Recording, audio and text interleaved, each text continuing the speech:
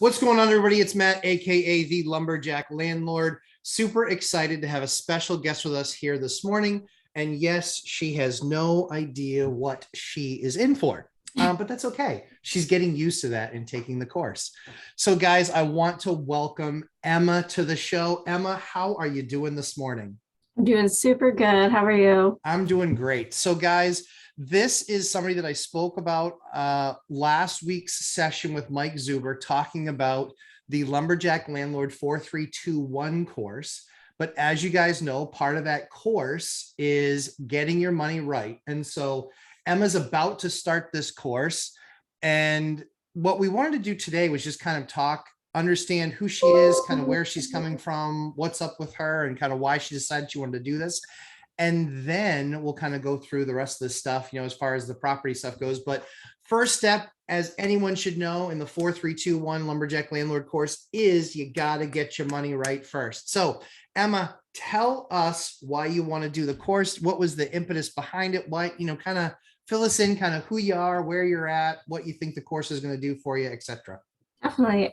So I'm just sick and tired every month being like, where's my money? Where did it go? Why am I in the same but why can't I put anything in my savings? And I'm just sick of doing that. And I have goals that I want to reach. And so this is definitely something that's going to get me there. But yeah, I'm 23 and I work in real estate. I do marketing, advertising, and admin work for a group. So I kind of work in it and just seeing everyone else, get their fourplexes and triplexes and duplexes. Like, when is it my turn? So it's good. It's a good level of FOMO, right? It's a good level of FOMO. So at this point now, one of the things that we talk about kind of in getting money right is we like to go into that kind of portion thinking, about what people think that they spend a month, because it's really the exercise, the daily discipline, the understanding, this is how I spend my money, that sort of thing. So if you had to take a wild guess at what you think your monthly expenses are, what would you say that those are now at 23 and living on your own? What would you say those are a month? I think like right around 1,000. Okay. Yeah. All right. So so for those of you who have ever seen one of these videos from me, you'll know that I just 2x it, because whatever anybody thinks they spend, I believe that they spend twice as much. And then in some cases it's worse, but we'll see how well you do on that $1,000. And now obviously the goal is, so we have the Lumberjack Landlord expense spreadsheet every single day. That sheet gets filled out every single day. Everything that you spend, whether it's a coffee or a pack of gum or dinner or grocery shopping or car payments, or you name it, you spend it, it goes in that spreadsheet. So that way we can get a baseline of, this is where I'm at financially. And then we compare that to what your take home is for income.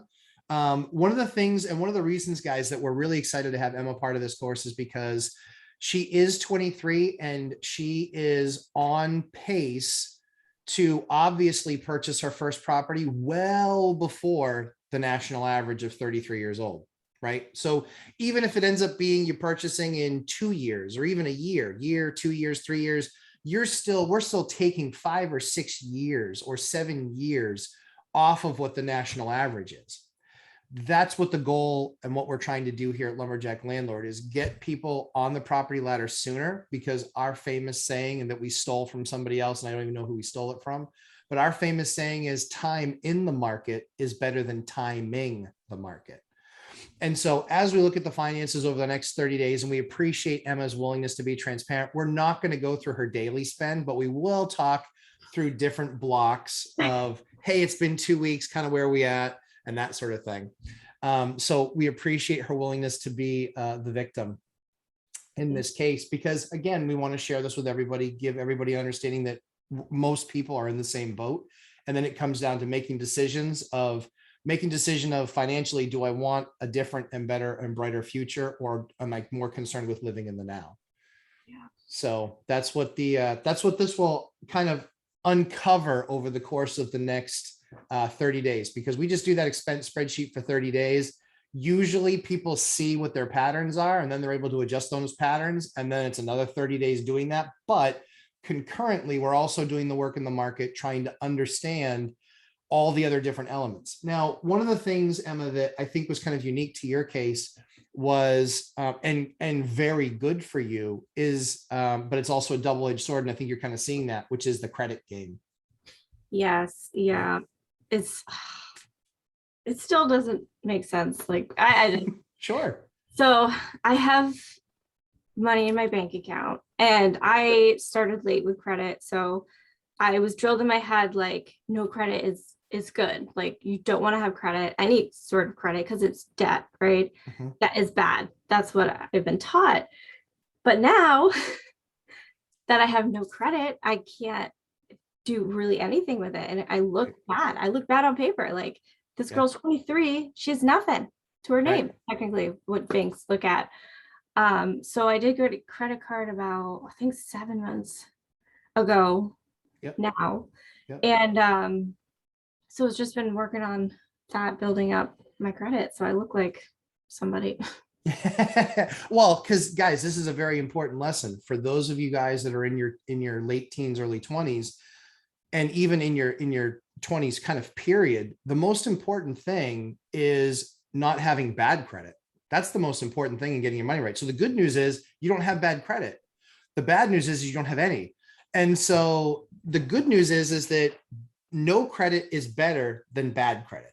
So the key here was then just establishing over the last 6 to 7 months, starting to establish credit, secured credit cards, finding a place where you can do a car loan, having utilities in your name, like the electric or the gas.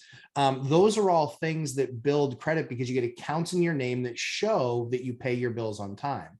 And so part of Emma's journey, where it's going to be a lot like many, but thankfully not like some, there are people that have horrific credit. One of the student that I just helped, their credit was for the longest time in the fives, 500 and something. It was horrible credit. Now they spent about a year repairing their credit, getting it in a good standing. And so then it was in the mid high sixes. That's ideally where you want to be, and likely where you're going to be when you're in your early 20s. You're not going to have a score in the sevens or eights because you don't have enough rental history. And that's going to be one of the things that will strike against you consistently. But no credit is not as bad credit because it's not something you have to repair. The key is now building that journey, creating that credit, having those utilities in your name. Like I said, the electric bill, the gas bill, a car payment, insurance, things like that, that we know are auto pay, that you can set up for auto pay where it automatically comes out and gets paid, but it shows that you have a propensity to actually continue to pay your debts.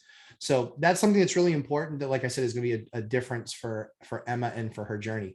So Emma, as part of this first session, are there any things that you have questions about that you're going to kind of be keeping an eye on in the next 30 days, or any questions that you have kind of going into the process? I know we've talked a decent amount off camera. So are there any things that you would say, as I'm starting this experience, these are some things that I'm going to kind of watch out for, anything like that?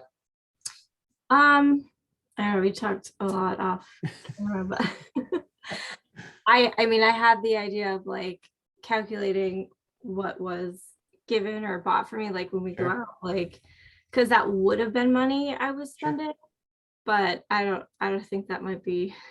That's an arduous task, and number one, but number two, and most importantly, is it really only matters what money you're spending. So if you are one of those lucky souls that gets to go out and everybody's buying you everything, that's awesome. Enjoy it, have fun with that.